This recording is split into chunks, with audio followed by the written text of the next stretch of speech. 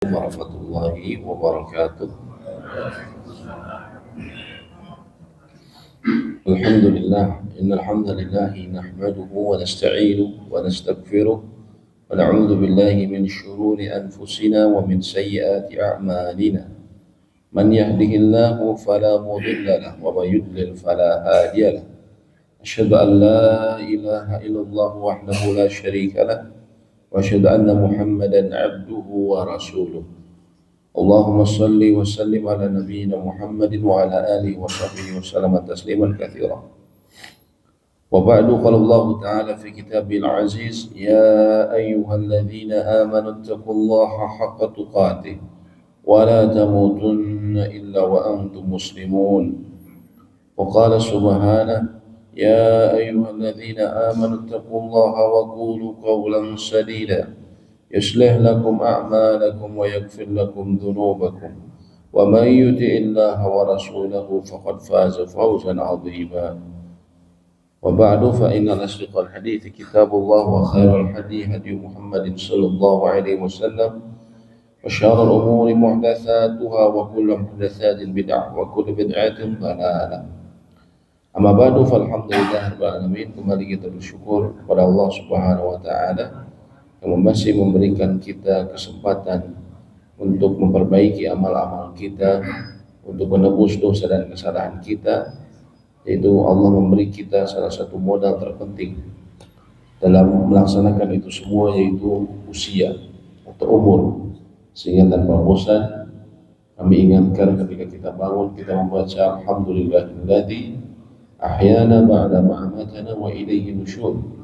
Segala puji bagi Allah yang telah menghidupkan kami setelah Dia mewafatkan kami, dan kepadanya lah kita akan dikembalikan untuk dimintai pertanggungjawaban. Jemaah sekalian, kita tinggal atau kita berada di gerbang dari bulan yang mulia.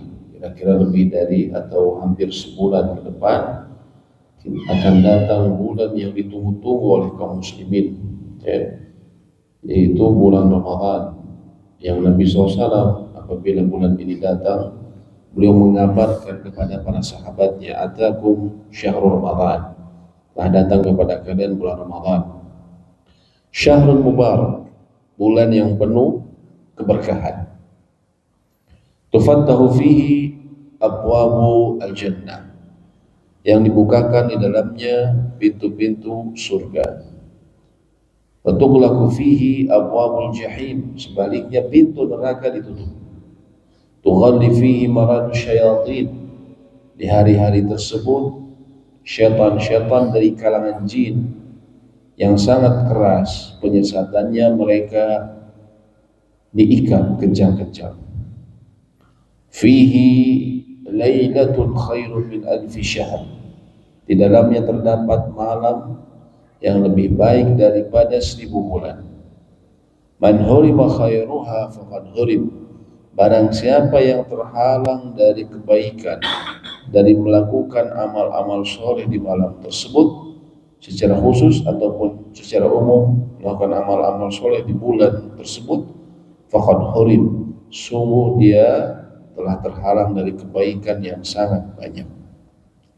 Oleh karena itu, syahrul Ramadan ketika disebutkan pintu surga dibukakan lebar-lebar, artinya peluang amal-amal soleh yang bisa menyebabkan masuk surga itu pun dibuka, kata para ulama. Sebaliknya, ketika pintu neraka ditutup, artinya peluang atau amal-amal yang menyebabkan seseorang terjerumus ke dalam neraka itu pun dipersulit pada saat itu.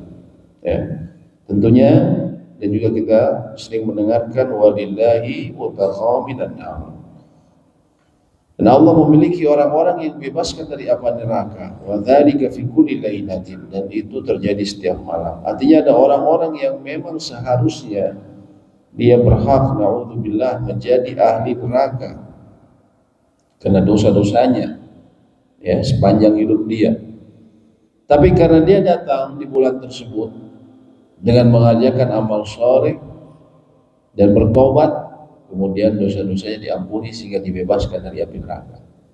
Sehingga yang tepat, bulan Ramadan itu bukan 10 hari pertama adalah rahmat, kedua maghfirah, ketiga itqul minan nar, ya.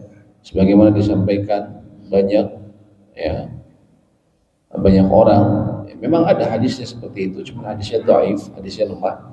Yang tepat di setiap malam, setiap hari dari bulan Ramadan, dia adalah rahmat, dia adalah maghfirah, dan dia juga adalah peluang pembebasan dari api neraka. Itu terjadi pada setiap malam.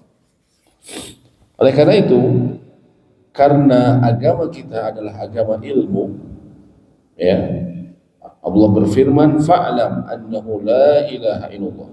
Maka ilmuilah bahwasanya dia adalah la ilaha illallah. Untuk mengetahui la ilaha illallah saja kita diperintahkan untuk fa'lam, maka ilmuilah. Maka tentunya ibadah-ibadah lain yang di bawah ibadah mulia tersebut juga harus berbekal ilmu. Oleh karena itu, walaupun kita mengerjakannya sudah tahunan, maka penting bagi kita untuk terus mengkaji ilmu-ilmu yang terkait dengan fikih pada bulan Ramadan. Saya kira pada pertemuan selanjutnya sudah dibahas, saya sudah masuk ke bulan Ramadan ini Pak ya, fikih saum sudah masuk ya? Sudah masuk. Hah?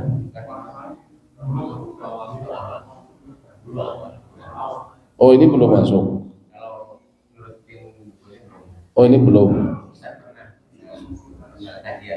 Iya, pekan lalu bukan bahas ini ya? Masih zakat pekan lalu. Oh ya udah. Baik. Ini mukadimah belum? Puasa tentunya maknanya imsak. Jadi imsak ini secara makna bahasa artinya puasa. Ya bukan menahan diri artinya. Jadi menahan diri yang tepat adalah ya waktu sholat subuh atau terbitnya fajar. Dan menurut syariat, puasa artinya menahan diri dari makan minum jima disertai dengan niat sejak dari terbitnya fajar shadiq sampai terbenamnya matahari. Fajar shadiq saya sudah perlihatkan ini belum ya? Bukan di sini berarti ya. Fajar shadiq ini saya belum melihatkan ya. Oh, berarti bukan di sini. Baik, kalau kita di kota kita melihat jadwal, tapi kalau kita berada di pantai ataupun di pesawat, ya, maka mulainya puasa ini adalah semenjak terbitnya fajar shadiq. Fajar kata Nabi SAW, al-fajru fajran. Fajar itu ada dua kali. Yang pertama fajar al-kadhib, yang secara makna artinya secara bahasa fajar dusta, fajar tukang bohong. Fajar dusta ini, yaitu ketika ada cahaya yang bentuknya vertikal, ya, seperti buntut serigala. Ini seperti ini yang sebelah kanan kita, masih ada bintang-bintangnya. Maka pada saat ini seseorang masih boleh makan, dan pada saat ini juga belum ditegakkan sholat subuh. Adapun ketika mulai diperbolehkan adalah ketika terjadi fajar shadiq, fajar yang jujur, ya, fajar yang jujur secara makna bahasa, yang sebelah kiri atau yang sebelah sana, ya, dia cahayanya vertikal, horizontal, dia cahayanya horizontal, ya, dan dia cenderung, ya, cahayanya lebih lembut. Nah ini kalau kita di pesawat kita nggak usah bingung menentukan kapan waktu subuh, ya. Saya orang Indonesia, orang Bandung, biasanya naik pesawat, kita ke timur, ikuti waktu mana? Ikuti waktu kita melihat fajar shadiq. Inilah fajar shadiq yang sebelah kiri, ya. Kemudian dari definisi tadi, ulama menyebutkan berarti tampak bahwa puasa memiliki dua rukun dasar, yaitu pertama menahan diri dari perkara yang membatalkan semenjak kapan terbitnya fajar shadiq sampai terbenamnya matahari, ya. Dan ini disesuaikan dengan tempat kita berada, ya. Tadi saya sebutkan, saya pernah, ya, belasan tahun lalu kami naik pesawat menuju kota Madinah. Waktu itu ternyata ada beberapa orang Indonesia waktu itu berpuasa di bulan Ramadan. Karena orang musafir bisa ada pilihan, bisa puasa atau tidak. Rupanya mereka milih puasa. Akhirnya kami mendarat di kota Madinah itu pukul sekitar setengah 4 sore. Tentunya masih terang dan juga masih seperti siang karena panas dan ya lagi musim panas. Lucunya yang tadi puasa orang Indonesia ternyata mereka berbuka. Kenapa? Ya kan sekarang setengah 4 waktu Saudi. Kita kan orang Indonesia, sahurnya di Indonesia. Jam setengah 4 sama dengan setengah 8 waktu Indonesia. Udah buka ini, udah Isya malahan gitu. Jadi dia buka puasa dengan alasan seperti itu. Ya, ini tidak benar. Ya. Walaupun kita sahurnya di Indonesia, ya, walaupun kita sahurnya pakai lotek, ya, nggak ada hubungannya. Artinya kalau kita masih melihat matahari, matahari belum terbenam, maka kita tidak boleh untuk berbuka. Sama dengan misalnya kata para ulama, kalau kita berada di atas pesawat, ya misalnya seperti kita pergi dan naik pesawat dari Surabaya menuju Jakarta di waktu sore, kita lewat Semarang, ternyata persis di atas Semarang itu kita lewat 17.35 misalnya, dan kita lihat jadwal maghrib di Semarang jam 17.35, artinya orang di bawah ini azan. Hanya saja ketika kita di atas pesawat, kita masih bisa melihat matahari, masih terang benderang. Ya kalau di atas kan lebih kelihatan. Maka bolehkah kita berbuka? Ulama-ulama kontemporer mengatakan tidak boleh. Tidak boleh. Kenapa? Karena kita masih melihat matahari. Ya, tidak boleh karena kita masih melihat matahari. Ya. Makanya kenapa di Burj Al Arab, ya, Burj Dubai atau menara yang Dubai yang sangat tinggi itu, ya, itu para ulama fikih di sana membedakan waktu sholat di lantai bawah sama lantai paling atas itu berbeda, ada selisih, ya. Kenapa? Karena di atas masih bisa melihat matahari, ya. Oleh karena itu, selama kita bisa melihat matahari, maka belum boleh kita berpuasa, ya, belum kita berbuka. Ini yang harus dipahami. Dari terbitnya fajar adalah ditandai dengan yang tadi kita lihat atau kita di kota dengan azan, dikumandangkannya azan. Bagaimana kalau ternyata saya bangun terlambat, terus saya kemudian sahur, saya minum, tiba-tiba ketika saya minum fajar atau terdengar suara azan.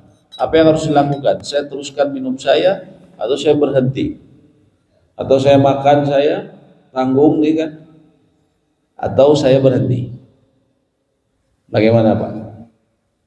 Kalau terdengar suara azan, kita terlambat nih, 5 menit baru bangun, berhenti. Tadi katanya teruskan. Hah? Di tangan, kalau di tangan bagaimana? Hah? Kalau di tangan lanjutkan. Ya. Kalau lagi makan apa, sambal goreng atau ayam sambal level 10 gimana tuh? Di sini memang ada dua pendapat yang populer di masyarakat. Yang pertama, teruskan, karena ada hadisnya dari Nabi SAW, bila salah seorang di antara kalian mendengar suara azan dan di tangan kalian masih ada makanan atau minuman, maka jangan kalian taruh sampai diselesaikan. Dan ini pendapat yang populer, hadisnya disahihkan oleh Syekh Al-Albani. Ini yang pendapat pertama. Pendapat kedua, berhenti. Ya, kenapa? Karena para ulama, bahkan ini adalah pendapat mayoritas ulama, jumhur dari 4 mazhab semuanya mengatakan berhenti. Kenapa? Karena pertama, betul ada hadis itu, tapi sebagian ulama menganggap hadisnya lemah. Ini yang pertama. Yang kedua, sebagian ulama menganggap hadisnya sahih, cuman itu maksudnya seseorang mendengar suara adzan lalu kemudian masih boleh minum, itu adalah untuk adzan pertama. Karena Pada zaman Nabi SAW, adzan dilakukan 2 kali. Yang pertama oleh Bilal, yang kedua oleh Ibnu Ummi Maktum. Yang diperbolehkan seseorang masih minum, tadi Nabi SAW bilang jangan ditaruh, itu ketika adzan pertama. Ketika adzan pertama, ya. Ketika adzan pertama, ya, maka dia terus minum. Tapi kalau adzan kedua, yaitu yang adzan melaksanakannya sholat subuh, maka dia harus segera berhenti. Kalau ada yang di mulutnya, langsung dia keluarkan. Ya. Yang repot itu tadi Pak, lagi sahur sambal, terdengar azan, belum minum, belum, aduh, udah repot itu. Mas sambalnya level 10 lagi, aduh, belum minum, belum apa. Yang berikutnya dengan niat. Nah, ini yang membedakan dengan ibadah lainnya atau dengan kebiasaan puasa untuk kesehatan, dengan niat bedanya. Innamal a'malu binniyat. Sesungguhnya amal-amal itu tergantung dengan niatnya. Hukum puasa Ramadan tentunya adalah salah satu pilar agama kita. Kutiba alaikumusiyam, telah diwajibkan bagi kalian dan juga orang berpuasa sebagaimana diwajibkan orang-orang sebelum kalian. Maksudnya umat-umat terdahulu dari para nabi, mereka juga sudah diperintahkan untuk berpuasa. Hanya saja tata caranya yang rinci itu tidak diketahui. Sama seperti mereka juga diperintahkan untuk sholat, untuk sujud, untuk ruku. Hanya saja tidak diketahui apakah tata caranya persis sama seperti kita. Kemudian, ya, yang berikutnya adalah juga dalam hadis disebutkan Islam dibangun atas 5 perkara. Mengucapkan kedua kalimat syahadat, melaksanakan sholat, memberikan zakat, kemudian juga saum pada bulan Ramadan, dan haji bagi mereka yang bisa menempuh perjalanan ke sana. Ya. Kemudian ulama telah ijma, sepakat akan diwajibkannya siam, yaitu telah bersepakat seluruh ulama. Sehingga kalau sesuatu yang sudah ditetapkan dalam Al-Quran dan As-Sunnah dan ulama berijma sudah sepakat akan kewajibannya, apalagi ini pilar agama, maka para ulama katakan, maka barang siapa yang mengatakan puasa atau siam ini tidak wajib bagi seorang muslim yang berakal atau yang memenuhi syarat-syarat lainnya, maka dia telah keluar dari Islam. Kecuali dia orang yang mendapatkan udzur, seperti mungkin lemah akalnya, atau baru masuk Islam, atau dia berada di pedalaman yang tidak ada pengajaran agama yang baik di sana, maka dia dimaafkan. Tapi kalau dia berada di perkotaan, dia ada ustad, ada masjid-masjid, terus bilang puasa mah tuh wajib, nu penting mah bager we. Sama seperti orang banyak yang nggak sholat, nu penting mah eling we, terus bager, eling ka Gusti Allah gitu kan. Yang terus bager ke sesama katanya. Nah, ini kesalahan fatal. Satu dari rukun Islam yang seseorang ingkari, maka itu sudah cukup mengeluarkan dia dari Islam. Ini menurut para ahli ilmu. Nah, disebutkan juga di sini. Barang siapa yang mengingkarinya, maka dia kafir, itu murtad dari Islam. Dan ini sepakat, kaum muslimin telah sepakat atas menyatakan kafir atas orang yang mengingkari kewajiban puasa Ramadan. Berbeda dengan yang dia tahu wajib dan dia mengakui bahwa itu wajib, tapi dia tidak melakukannya, maka dia masuk kepada dosa besar, dosa yang besar, ya. Dosa besar yang tentunya nanti akan ada perhitungannya yang juga ya sangat besar. Adapun puasa terbagi menjadi 2, puasa wajib dan puasa sunnah. Puasa wajib terbagi menjadi 3. Ini penulis di sini menyebutkan 3, sebenarnya 4, yaitu plus puasa qadha. Puasa qadha. Penulis tidak menyebutkan ini puasa qadha. Ini puasa ini sebenarnya juga bisa dikatakan begini, kata para ulama. Pertama, sesuatu yang wajib yang datang dari asli syar'i, yang datang dari pensyariatan langsung dari Allah, yaitu puasa Ramadan. Ada juga puasa yang menjadi wajib karena sebab mukallaf.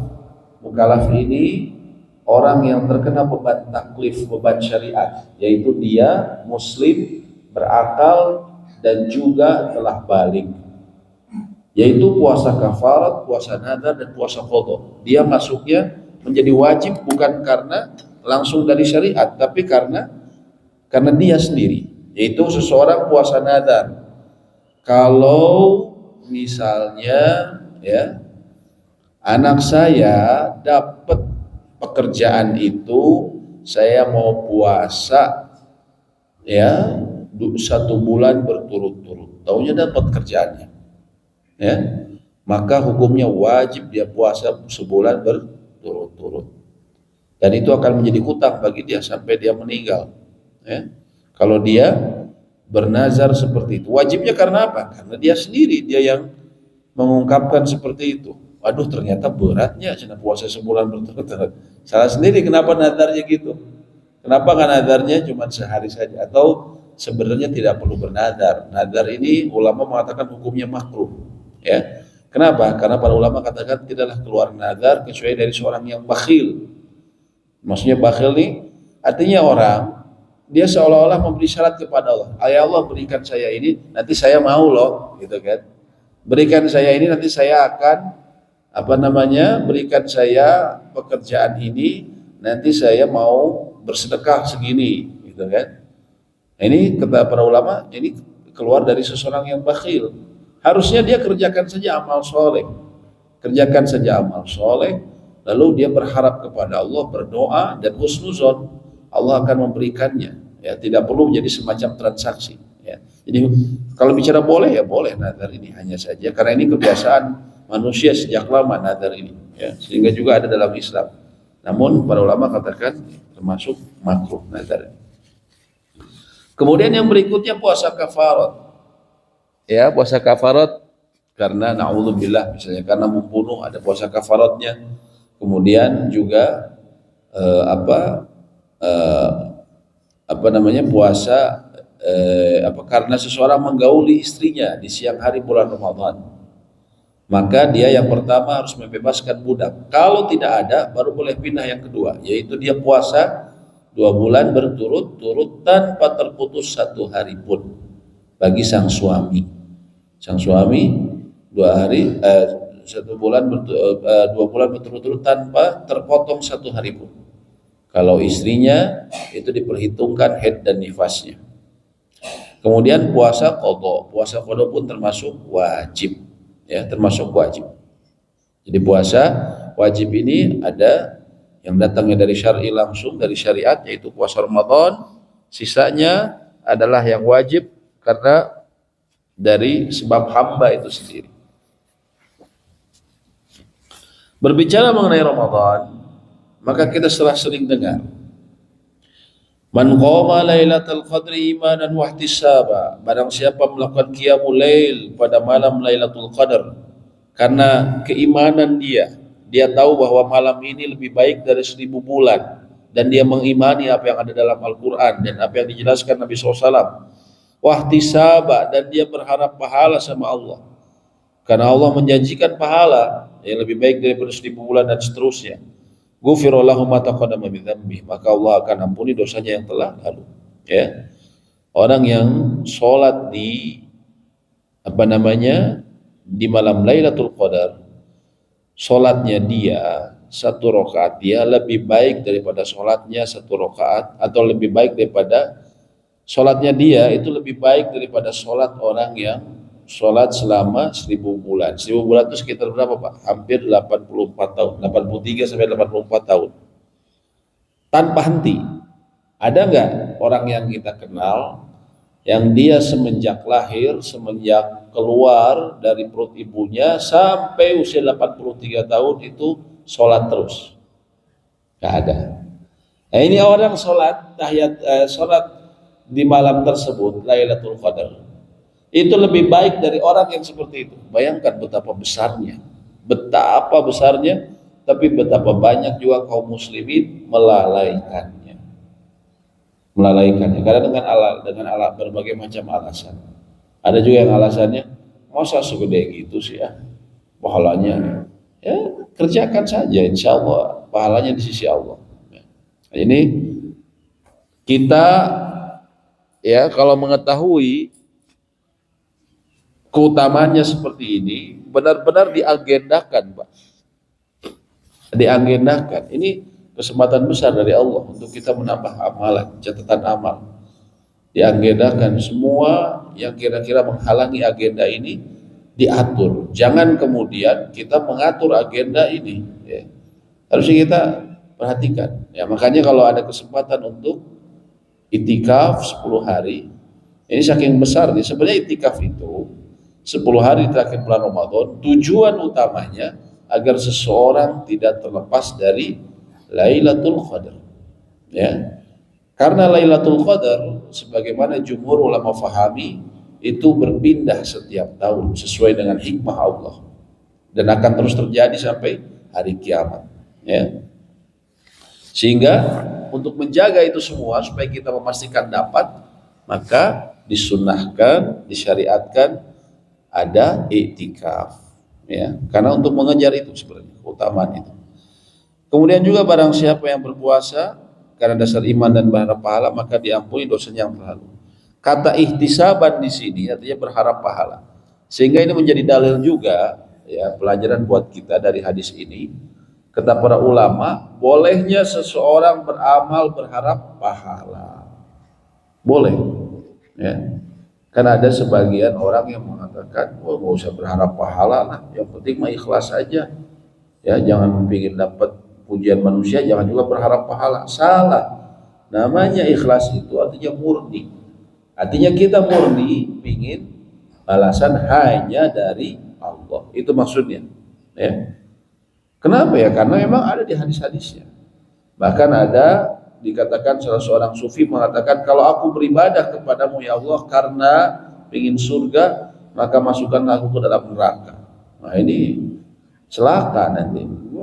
Sejago apa kita bisa? Padahal dalam Al-Quran juga Nabi bilang kita boleh berharap pahala, ya, atau berharap apa yang ada di sisi Allah, seperti nyambung silaturahmi. Nabi bilang barang siapa yang senang rezekinya dilapangkan, umurnya diperpanjang, maka hendaklah menyambung silaturahmi. Nah, itu kan termasuk manfaat, ya, yang sifatnya duniawi, dan boleh kita berharap. Kenapa? Nabi soalnya bilang seperti itu, barang siapa yang pingin. Berarti Nabi mendorong, memotivasi, walaupun tujuan utama kita melaksanakan silaturahmi itu karena Allah, tapi kita juga boleh berharap balasan-balasan yang sifatnya bahkan bernilai duniawi di sisi Allah, ya, seperti itu. Ini menjadi dalil bahwa diperbolehkannya seperti itu. Berikutnya juga disebutkan satu Jumat sampai Jumat lainnya, satu Ramadan ke Ramadan lainnya, menghapuskan dosa di antara keduanya selama dosa-dosa besar dihindari. Dan ini kata para ulama yang disebut menghapuskan secara otomatis adalah dosa kecil, ya, dosa kecil, ya. Rugi atau saya puasa sebulan penuh, apalagi pekerjaan saya pekerjaan berat, ternyata yang dihapus dosa kecil, rugi?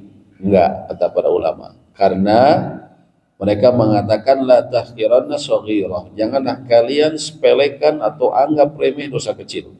Innal jibal minal hasa, karena sesungguhnya gunung yang kokoh itu terbuat dari apa, Pak? Kerikil.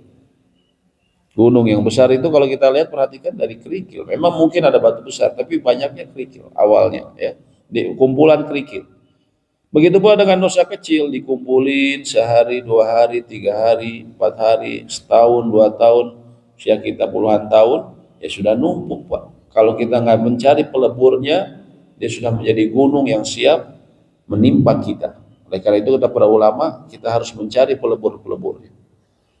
Apakah dosa besar bisa dihapuskan ketika bulan Ramadan? Bisa, kalau misalnya seseorang juga datang dengan bertobat, ya, tobatan nasuha, yaitu kalau memenuhi 3 syarat. Pertama, dia berhenti karena Allah. Katanya banyak orang bilang kalau kerjaan saya ini tidak halal, berhubungan dengan riba, begini dan begitu, tapi Tapi sekarang saya udah bulan Ramadan, saya mau berhenti aja deh. Saya karena takut sama Allah. Orang bilang ini Allah apa mendapatkan laknat Allah pekerjaan ini. Misalnya, akhirnya dia berhenti karena Allah. Bukan berhenti, kenapa berhenti? Sepi order, gitu kan? Bukan karena sepi order. Ya, biasa rentenirin ternyata sepi order, udahlah. Jalanan sekarang ada tulisan rentenir nggak boleh masuk. Yang kedua adalah menyesal. Dia menyesali. Namanya dosa itu harus disesali. Yang ketiga, dia berazam, bertekad tidak mengulangi dosanya lagi. Bertekad untuk tidak mengulangi dosanya lagi. Kalau jatuh, bangkit lagi. Kalau jatuh, tobat lagi. Kalau jatuh, tobat lagi. Jangan pernah merasa bosan bertobat. Ya. Kalau ada hubungannya dengan manusia, yang keempat harus minta dihalalkan. Ya, jangan sampai seseorang berpikir, saya kan dengar kalau setiap ceramah tarawehan, ustadz-ustadz bilang satu Ramadan ke Ramadan lainnya menghapuskan dosa di antara keduanya. Ramadan tahun lalu bulan Maret ke April, sekarang bulan Maret. Berarti dari Maret ke Maret lainnya, ke Maret sekarang, itu dihapuskan dosanya. Saya kan korupsi bulan Agustus, ngajuin anggaran Agustus, turun bulan Oktober. Berarti aman, dosanya diampuni karena di antara 2 Maret. Ya, korupsinya di antara 2 Maret. Jangan sampai seseorang berpikiran seperti itu. Ya. Karena yang dihapuskan tadi dosa kecil. Kalau dosa besar dia korupsi, dia harus balikin. Dan saya kira itu yang difahami oleh banyak orang di Indonesia. Buktinya apa Pak? Buktinya kita lihat pejabat, ya, itu ketika bulan Ramadan, luar biasa, sumbang sana sini, tarling, taraweh keliling, subhanallah, ya, ngasih nasihat di mimbar-mimbar, ya. Nanti bulan haji ditangkap sama KPK, ya. Itu kan kita umum Pak seperti itu, ya. Jadi artinya Ramadan setiap saat datang, setiap tahun, tapi kayak nggak ada perubahan di negeri kita. Betul tidak? Tidak ada perubahan. Kenapa? Karena tidak memahami dengan baik. Bisa jadi mereka ngerasa, saya kan puasa Ramadan, saya sedekah, ya. Saya sedekah di bulan Ramadan, saya banyak-banyakin sedekah saya. Jadi walaupun saya korupsi atau markup, itu 50% saya sedekahkan. Nggak diterima masalahnya. Nabi SAW bilang, la tuqbalu sholatu min ghairi tahur au bi ghairi tahur. Allah tidak menerima sholat tanpa apa? Wudu dulu, tanpa suci dulu, bersuci dulu. Ya, begitu juga wala sadaqah min gulul. Sedekah juga nggak diterima dari harta haram. Ya, ini yang harus kita ingatkan. Jangan sampai mereka menganggap ya ada Ramadan ini kok, nanti kan diampuni. Ada umroh ini, saya kan mau umroh, saya juga mau haji, ya, saya mau haji. Pertama kalau diterima umroh dan hajinya. Yang kedua kalau dia nggak tobat dengan urusan dengan manusia, ya bisa jadi sia-sia. Ya, ini yang harus, dan ini termasuk semacam adab. Para ulama katakan kalau ditanya apa ya persiapan kita nih menuju Ramadan, ya, persiapan kita menuju Ramadan yang terbaik adalah memperbanyak tobat dan istighfar.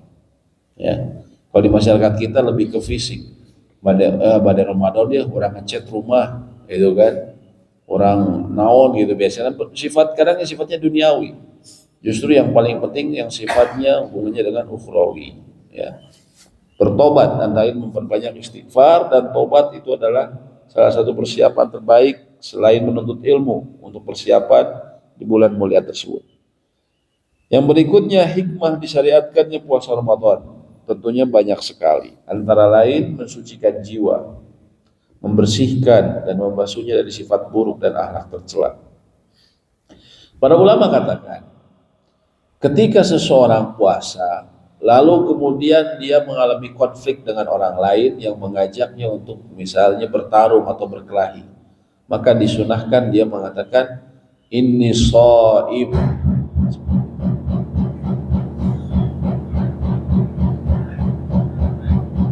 Buat hasil.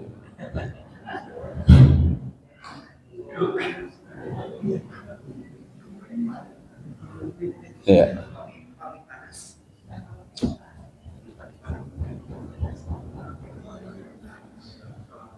Tes. Baik.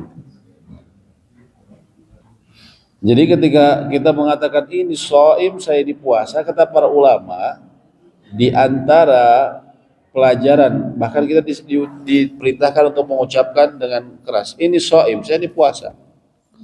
Kata para ulama, di antara hikmahnya adalah dia mengingatkan pada dirinya sendiri. Jadi bukan saja bilang pada orang lain, saya puasa, saya tidak akan melayanimu, ya. Tapi sebenarnya juga mengingatkan pada dirinya sendiri. Intinya mengingatkan pada diri sendiri. Apa? Saya ini puasa, saya menahan diri, ya. Maka janganlah mengumbar syahwatnya. Seperti itu, ya, kata para ulama. Sehingga puasa ini benar berusaha untuk mensucikan jiwa dan juga mempersempit jalan syaitan pada tubuh manusia.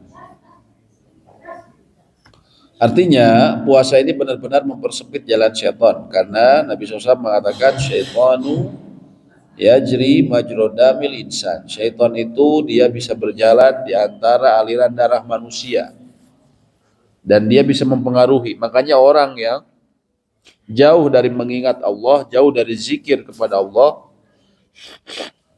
Zikir ini kan bukan hanya, zikir ini ada 3 macam, Pak. Zikir ini pertama, seseorang ya mengingat keagungan Allah, mengingat sifat-sifat Allah, sehingga keluar dari ucapannya subhanallah, mensucikan Allah, mengagungkan Allah, Allahu Akbar. Ini zikir jenis pertama.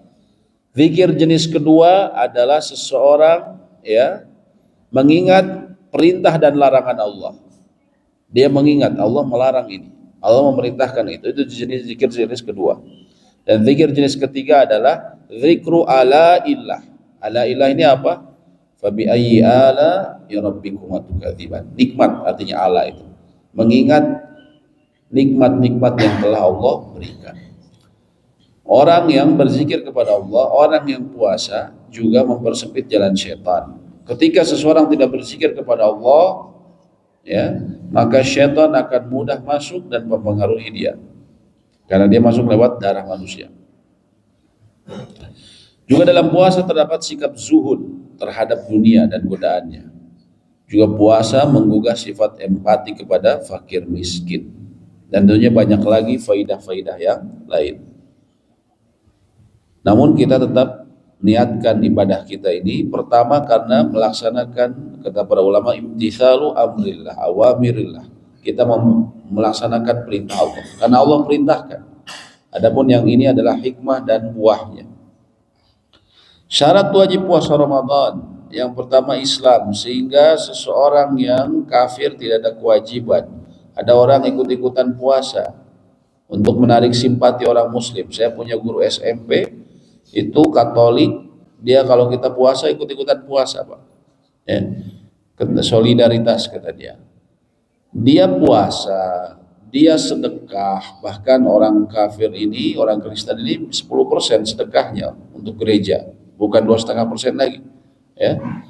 Mereka itu di sisi Allah sebaik apapun yang mereka lakukan, ke tetangga luar biasa, ngasih juga sedekah luar biasa dalam rangka cinta kasih, di sisi Allah tidak ada nilainya dan tidak akan mendapatkan balasan dari sisi Allah. Ini perlu kita pahami dan kita jelaskan kalau ada orang terpengaruh pengalaman liberal. Nah, orang-orang liberal mengatakan orang-orang kafir pun kalau baik dan memberikan jasa, dia akan dapat balasan dari Allah, dapat surga katanya. Ya. Ini pengalaman yang batil dan merusak akidah. Banyak bantahannya dalam Al-Quran, diantaranya surat Al-Furqan ayat 23. Allah berfirman, wa qadimna ila ma amilu min amalin. Kelak kami akan perlihatkan kepada mereka pada hari kiamat amal-amal yang telah dilakukan di dunia. Ikut puasa, ikut sedekah, faja'alnahu haba'an manthura. Tapi kelak kami akan jadikan seperti debu-debu yang berterbangan. Artinya enggak ada nilainya di sisi Allah. Ya, seperti debu-debu yang berterbangan, sebaik apapun dia. Dan seorang yang baru masuk Islam mu'alaf, ya, dia masuk siang ini, maka dia disunahkan untuk menahan diri sampai maghrib walaupun enggak puasa, untuk menghormati bulan mulia ini. Besoknya dia harus sudah mulai berpuasa. Kalau dia berakal dan balik, dia besoknya harus mulai berpuasa. Yang kedua adalah balik. Balik seorang ditandai dengan laki-laki mimpi, perempuan haid. Ya. Dan ini dituliskan dalam buku ini sehingga puasa tidak wajib atas orang yang belum mencapai umur dewasa. Ini salah menerjemahkan, bukan umur dewasa, umur balik. Kenapa? Karena ada orang yang ada anak yang dia sudah balik tapi belum dianggap dewasa. Contohnya apa? Karena batas awal haid itu 9 tahun. Sekarang kalau ada anak atau cucu bapak yang 9 tahun haid, kita nyebut dia ini anak dewasa nih. Enggak kan, tetap disebutnya anak. Ya. Walaupun ketika dia sudah balik ini, sudah mens tadi 9 tahun, wajib bagi dia untuk berpuasa. Jangan bilang, karena ada budak keneh lah, diajar keneh. Enggak, kalau sudah mimpi ataupun sudah mens, catatan amalnya sudah dihitung. Jangan kemudian kita celakakan dia dengan melalaikan. Ya, suruh dia, makanya tentunya dilatih semenjak usia sebelumnya. Sehingga ketika mens, ya 9 tahun, dia langsung, biasanya kalau perempuan lebih cepat ya, maka dia harus langsung segera berpuasa seperti layaknya kita. Ya. Kalau seseorang anak sampai usia 15 tahun belum mimpi atau belum mens, maka apa yang dilakukan? Para ahli fikih mengatakan kalau sudah sampai 15 tahun dia dianggap telah balik, telah berlaku hukum taklif, hukum syariat bagi dia, pembebanan syariat. Seperti wajib sholat, wajib puasa, itu sudah diwajibkan bagi dia. Walaupun dia belum mimpi atau belum mens, kalau sudah sampai usia 15 tahun. Ya. Jadi jangan dianggap ada budak keneh. Enggak, kalau sudah balik berlaku hukumnya, harus menjaga aurat, ya, berlaku hukum mahram, nggak bisa dibilang anak-anak lagi. Ya emang anak-anak dari usianya mungkin, tapi karena sudah mens, kalau telah siapkan dirinya untuk berlaku hukum syariat. Makanya di antara yang diperintahkan untuk mulai puasa itu ketika sudah mumayyiz, anak bisa membedakan yang manfaat atau bahaya. Kalau nemu ada api, dia menghindar. Kalau jalanan ke pinggir, yaitu di antara tandanya. Mumayyiz sekitar 7 tahunan. Yang ketiga, berakal. Sehingga puasa tidak wajib atas orang gila dan orang yang lemah akal. Orang yang gila atau lemah akal tidak wajib berpuasa. Termasuk orang lemah akal ini orang yang setengah gila. Terkadang ngomongnya benar, terkadang ngomongnya ngaco, ya, meracau atau sinting, ya. Maka dia tidak wajib. Begitu pula orang yang pikun parah. Ya sama kita bahas sholat waktu itu ya. Yang tidak ada hubungannya dengan akal apa Bu Pak ya, zakat. Kalau zakat, walaupun kalau sholat sama puasa ini berhubungan dengan akal. Jadi ada beban syariat kalau dia berakal. Kalau dia tidak berakal seperti pikun parah, ya, dianggap seperti orang gila, pikun parah ini, ya, maka dia tidak ada kewajiban puasa. Tapi kalau zakat itu tidak ada hubungannya dengan akal. Artinya apa? Kalau seorang gila, tapi dia punya warisan atau punya harta, ya, yang dikuasai oleh walinya, ya, atau oleh orang yang berwenang, maka wajib dikeluarkan zakat. Ya. Bahkan dia masih anak-anak, masih bayi, tapi mungkin ayahnya, ya, naudzubillah misalnya meninggal, jadi anak yatim, dan ayahnya orang kaya, ya, sehingga dia dapat tuh ceritanya warisan, ya. Maka kalau sudah mencapai nisabnya itu harus dikeluarkan oleh siapa? Walinya yang mengeluarkannya, ngambil dari harta tersebut, ya. Wajib atas si anak tersebut, ya. Jadi tidak ada hubungannya dengan akal dan juga dengan balik kalau zakat, ya. Beda sama ibadah lainnya. Pikun parah atau Alzheimer, makanya orang tua walaupun tubuhnya kuat, sudah tua tapi masih jaguarikas misalnya. Tapi ketika istrinya masuk ke dalam kamar, sahaya, berarti kan pikun parah sampai istrinya aja nggak kenal. Maka dia tidak ada kewajiban untuk puasa. tidak perlu membayar fidyah. Perlu nggak, Pak? Tidak perlu. Tidak membayar fidyah karena nggak ada kewajiban bagi dia. Beda halnya dengan seorang tua yang lemah, tubuhnya sudah sakit-sakitan, penyakitnya komplikasi. Tapi kalau kita ajak bicara, nyambung. Kita ajak bicara nyambung, ngobrol masih nyambung. Maka orang seperti ini, dia nggak kuat untuk puasa. Dia membayar fidyah, memberi makan satu orang miskin setiap hari. Nah, ini beda. Walaupun tubuhnya lemah, tetap kenapa harus tetap?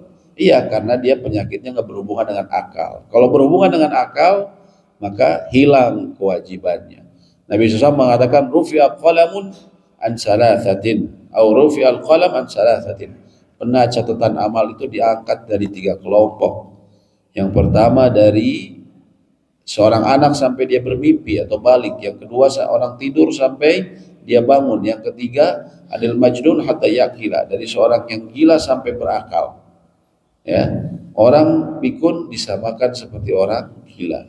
Jadi kita semenjak balik, Pak, malaikat mencatat amalan kita, Pak, secara rinci. Ya. Kemudian ya ada yang orang-orang yang ketika kondisi tertentu catatan amalnya diangkat, sudah nggak dicatat lagi. Antara lain orang gila, ya, orang gila itu sudah tidak dicatat amalannya. Ya. Jadi orang gila kalau nyabok bapak ya dia nggak akan disalahin dia, Pak, ya, karena udah nggak dicatat ya. Yang keempat adalah sehat. Tentunya yang sakit tidak wajib berpuasa. Ya, yang wajib tidak, yang sakit tidak wajib berpuasa. Kemudian yang kelima iqamah, bermukim. Ya. Orang yang musafir tidak wajib untuk apa namanya?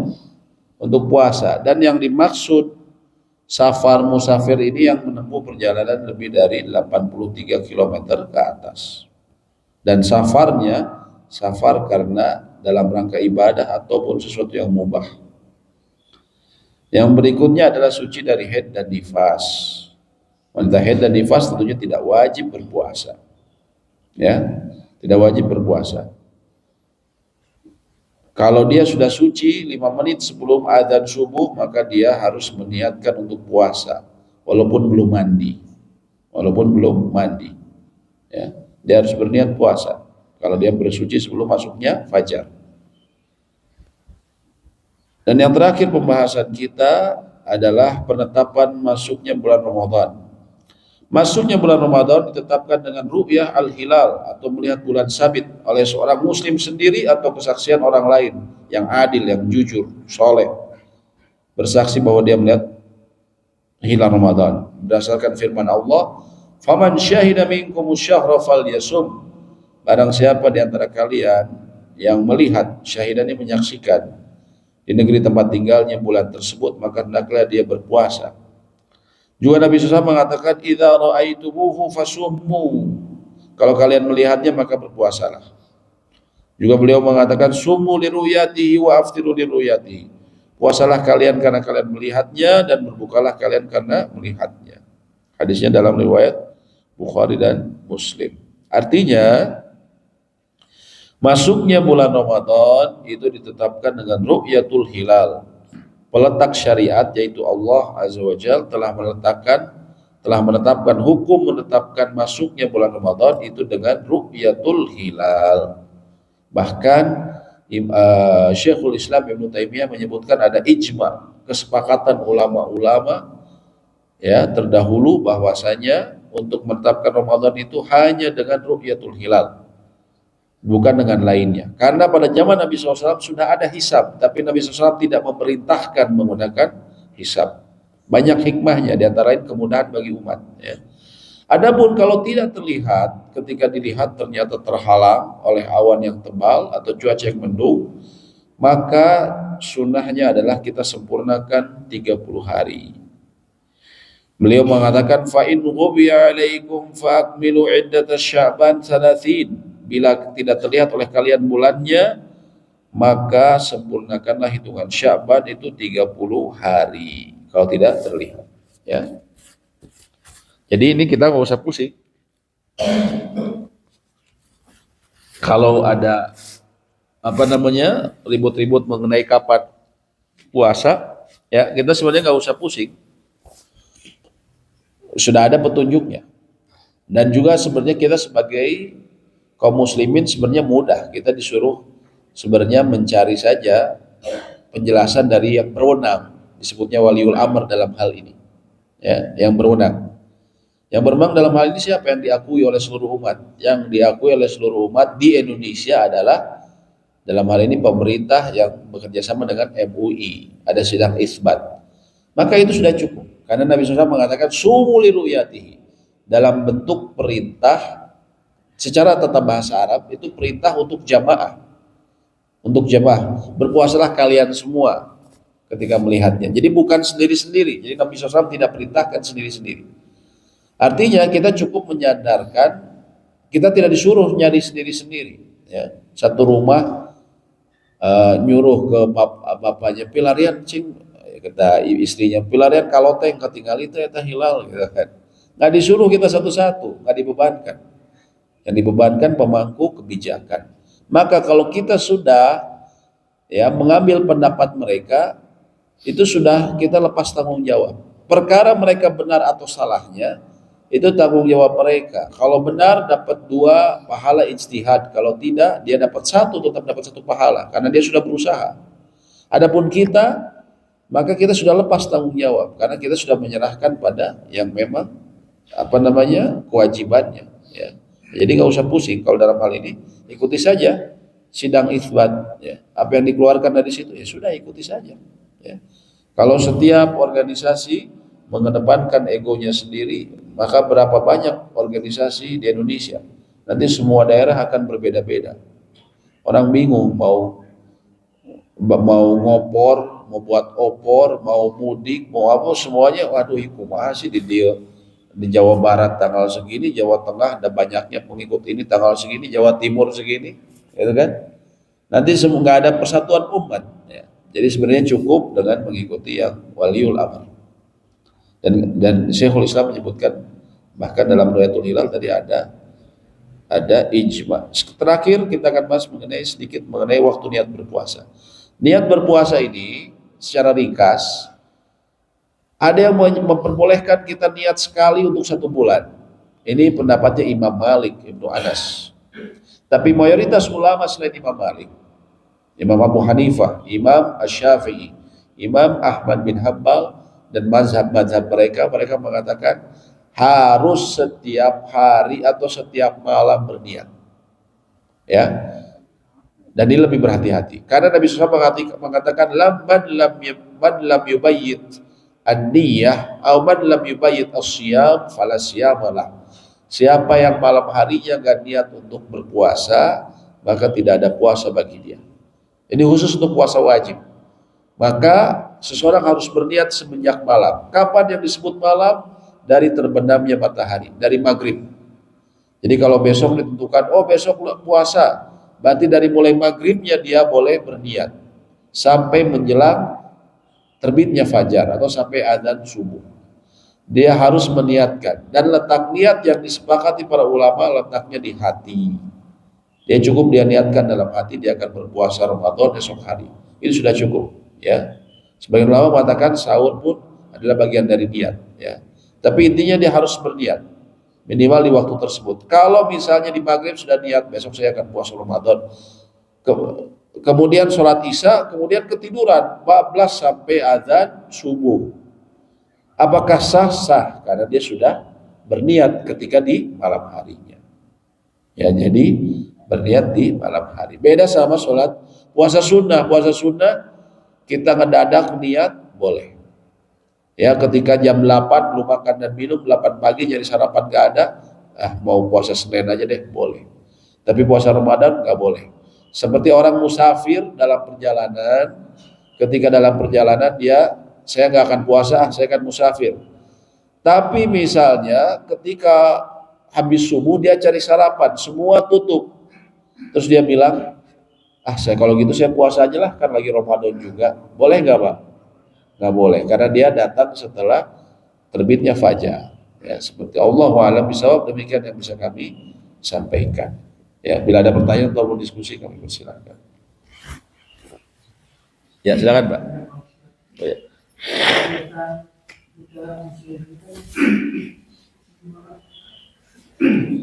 Melihat bahwa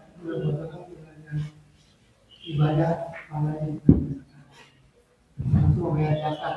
Nah, kemudian kebanyakan itu dianjurkan untuk bayar zakat mal saat bulan Ramadan tanpa menghitung haul. Kemudian juga memang ada risiko kalau lewat haul kan berdosa. Tapi kan toh kan nanti ketutup dengan hal yang berlipat ganda di negara atau Ya. itu bagaimana? Allahu alam itu perkataan tanpa ilmu. Kalau begitu apa gunanya haul? Apa gunanya hitungan haul kalau perhitungannya gotak-gatek seperti itu? Ya. Kalau dibilang kan tapi pahalanya berlipat ganda begini-begini. Kalau gitu apa gunanya haul? Disyariatkannya haul buat apa? Kalau begitu, padahal ulama membahas panjang lebar mengenai haul.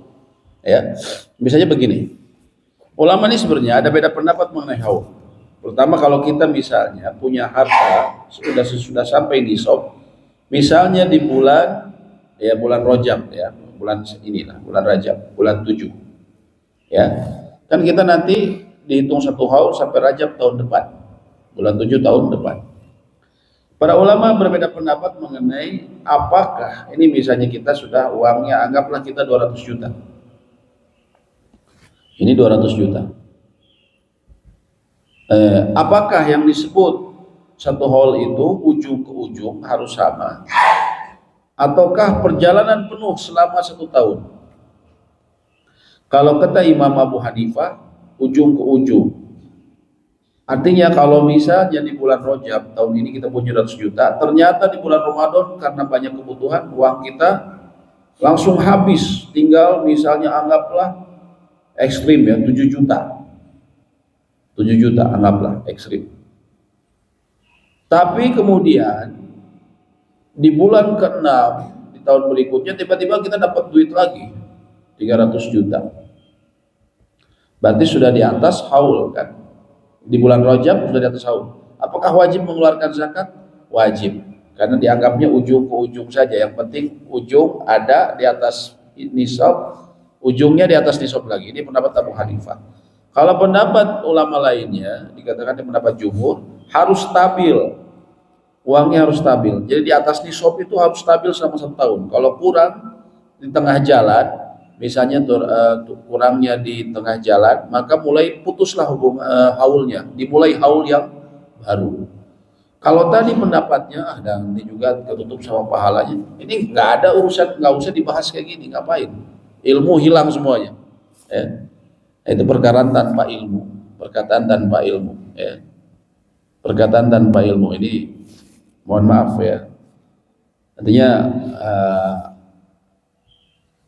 mohon maaf sekarang ya banyak orang dengan retorika yang bagus kemudian masuk ke panggung dakwah tapi kemudian berbicara tanpa ilmu. Saya di masjid saya ketika Ramadan ada seorang penceramah bahkan terkenal.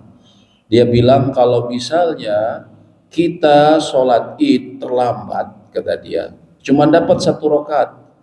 Dia sendiri yang cerita, ada orang nanya. Kata dia bilang, bapak mah ngerepotkeun wae. Ya mun kitu mah geus we 1 rakaat we, udah ikut salam. Enggak ada ahli ilmu yang bicara kayak gitu. Ya. Itu hanya ngarangnya saja dia. Ya, karena mungkin ditanya merasa malu kemudian mengeluarkan fatwa tanpa ilmu. Ya. Nggak ada ulama yang mengatakan sholat 1 rakaat. Nggak ada, sholat itu tetap 2 rakaat. Kalau kita terlambat masbuk, sempurnakan lagi 1 rakaat. Ya, sempurnakan lagi 1 rakaat. Nggak ada yang bicara kayak gitu. Dan ini dia bicara di depan banyak kita semua. Ini subhanallah. Ya. Nah, ini Ini adalah perkataan tanpa ilmu, Pak ya. Ini harus mungkin kalau ya harus hati-hatilah dalam hal seperti ini. Ya. Seperti itu, Pak. Ya. Silakan kalau ada lagi. Ya.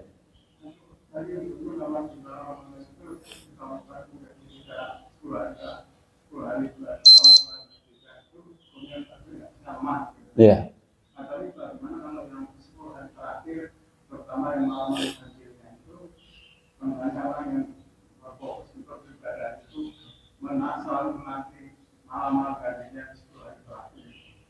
Iya, dia mencari hanya malam-malam ganjil saja maksud Bapak. Ya. Ya. Kalau dia memang mampunya seperti itu, mungkin karena dia kondisi lemah dan selainnya, tidak masalah. Tidak masalah. Tapi kalau dia mau afdol, kita kadang kalau perkara dunia, Pak, kita itu rela melakukan berbagai macam. Anak kalau misalnya mau ujian nasional, ikut apa? Ikut les, ikut ini pengayaan, ikut, gitu kan? Kadang saya ingat waktu saya dulu kita masuk UMPTN zaman saya itu, masuk Unpad itu kan prestis dulu, belum ada jalur bayar dulu, hanya jalur ini. Itu tuh kita semua ingat persyaratannya apa? Ini, semua kita berusaha di ini. Mau masuk ke ruangannya itu orang di luar itu nanti di dalam butuh ini loh, butuh ini. Akhirnya dibeli semuanya. Pasti dalam nggak ada yang dibutuhin gitu kan. Itu kan urusan dunia. Kita ingin semuanya kita persiapkan. Tapi ini urusan akhirat yang urusannya sangat besar. Terkadang kita saya nawelah gitu kan. Saya nawe bahkan banyak orang 10 hari terakhir bulan Ramadan itu itikafnya kan memang di pasar, di mall gitu kan. Belanja ya ini luar biasa. Betul ya memang ketika di 10 hari Ramadan itu benar-benar mall itu penuh, macet juga kan. Ya. Ini menunjukkan ya itu tadi ya. Perspektif manusia. Bal tu'thirunal hayatad dunya wal akhiratu khairu wa abqa. Bahkan kalian mendahulukan urusan dunia. Nah, jadi dalam hal ini kembali kepada kemampuan. Memang kalau dalam kondisi tidak memungkinkan, jangan dilewatkan malam-malam ganjil. Tapi kalau memiliki kelapangan waktu, ya, misalnya tanggal merah, di kalendernya semuanya tanggal merah, misalnya. Ya, ada Pak yang di sini yang kalendernya tanggal merah semua? Tanggal merah semuanya kan. Maka kalau bisa mendingan optimalkan saja Pak. Ya, silakan Bu.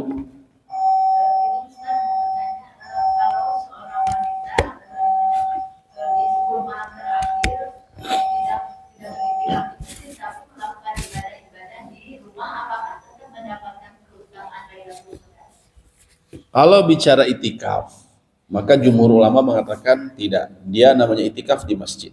Kalau menurut mayoritas ulama. Namun masalah Lailatul Qadar, ya, Allahu a'lam, sebagian ulama ada yang menganggap bahwa keutamaan itu berlaku bagi semua yang beribadah pada malam tersebut. Tapi kalau mau keluar dari perselisihan memang di masjid, dan wanita boleh itikaf selama syarat-syaratnya terpenuhi. Misalnya tempatnya aman, jauh dari fitnah, apalagi kalau misalnya sama suaminya, itu jauh lebih baik. Seperti itu Bu ya. Tapi kalau masalah dia judulnya saya mau itikaf di rumah, mayoritas ulama mengatakan itu bukan itikaf. Memang ada pendapat dalam mazhab Imam Abu Hanifah itu dianggap juga, tapi kalau mayoritas mengatakan tidak, namanya itikaf itu di masjid. Seperti itu. Ya, tapi itu kembali pada kemampuan. Ya, kalau perempuan tentunya tidak. Kalau memang tidak memungkinkan dia untuk itikaf di masjid, ya dia bangun saja di malam atau dia memang menghidupkan malam tersebut di rumahnya. Ya jangan sampai kemudian ditinggalkan. Ya, jadi dia bisa juga di rumahnya. Ya, ini bicara afdaliyah saja. Seperti itu. Allahu a'lam bishawab. Ya. Demikian mungkin ya silakan Pak.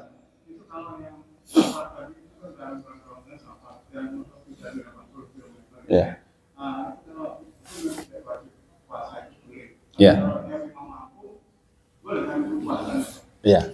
Kalau dia mampu, sebenarnya nanti insya Allah akan dibahas khusus, tapi tidak mengapa. Ringkasnya, kalau dia mampu, tidak ada masalah. Pertama ulama sepakat, kalau dia safarnya berat, maka yang utama dia tidak berpuasa. Laisa minal birri asyam fis safar atau kama qala. Bukan termasuk kebajikan seseorang berpuasa saat safar. Itu maksudnya adalah kalau dia kepayahan. Karena Nabi pernah melihat seseorang dipayungi oleh teman-temannya dalam suatu perjalanan. Ketika ditanya kenapa dia lagi puasa.